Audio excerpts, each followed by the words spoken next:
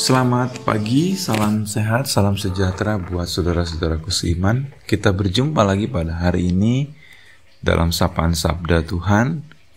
Semoga pada hari ini kita boleh merasakan betapa baiknya Tuhan menyertai kita. Dan sebelum kita melakukan aktivitas kita akan merenungkan firman Tuhan. Semoga firman Tuhan memberikan kekuatan dan semangat kepada setiap kita. Saudara, bacaan kita pada saat ini terambil dari Yosua pasal 6 ayat 1 sampai 27. Tetapi saya hanya membaca ayat 20 saja.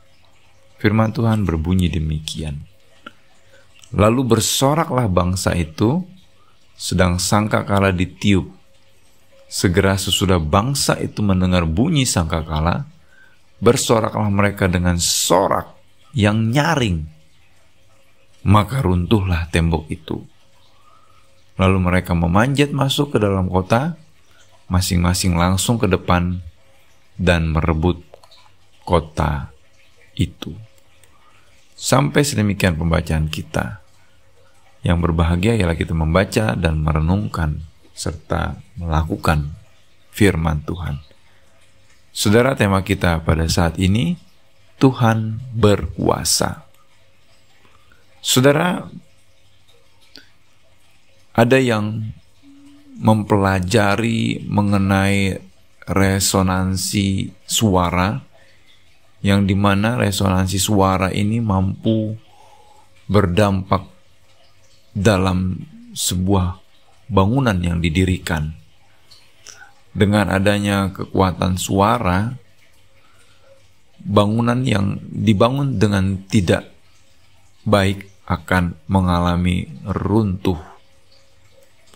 Jadi ketika seorang ahli bangunan ingin membangun sebuah bangunan, maka mereka harus mengerti sebuah aturan yang penting dalam sebuah bangunan, sehingga ketika ada suara atau resonansi yang sangat berdampak besar, bangunan tersebut akan tetap kokoh berdiri.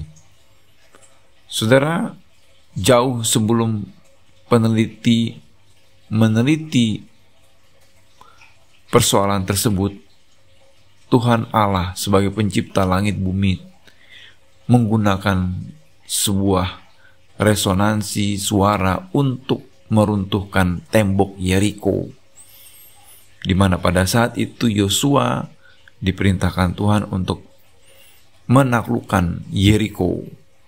Akan tetapi saudara-saudara sekalian, bangsa Israel terhenti sesaat karena Yeriko dikelilingi oleh sebuah tembok yang besar, sehingga mereka tidak mampu masuk ke dalam dan menaklukkan.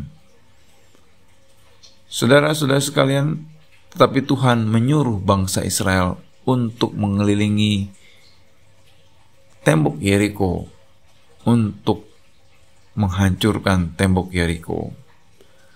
Saat mengelilingi tembok tidak ada suara yang ditimbulkan kecuali suara sangkakala.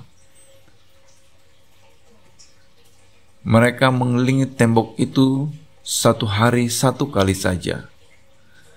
Dilakukan selama 6 hari.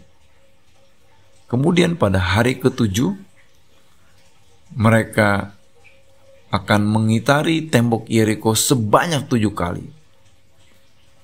Oleh sebab itu semuanya diberikan kesempatan untuk menjaga diri mereka sebaik mungkin, karena mereka harus mengelilingi sebanyak 7 kali.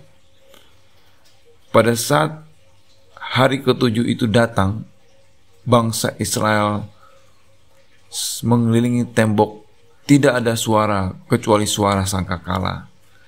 Ketika sangkakala berbunyi panjang, maka semua harus bersorak, karena saat itulah Allah pencipta langit bumi telah menyerahkan Yeriko kepada bangsa Israel. Apa yang dilakukan bangsa Israel itu sepertinya sesuatu yang lucu, karena mengitari tembok secara diam-diam dan sangkakala berbunyi. Tetapi ingat, ada tabut perjanjian Tuhan yang ikut berkeliling bersama mereka yang mereka arak, dan ini adalah sebuah simbol kehadiran Tuhan. dalam bangsa Israel.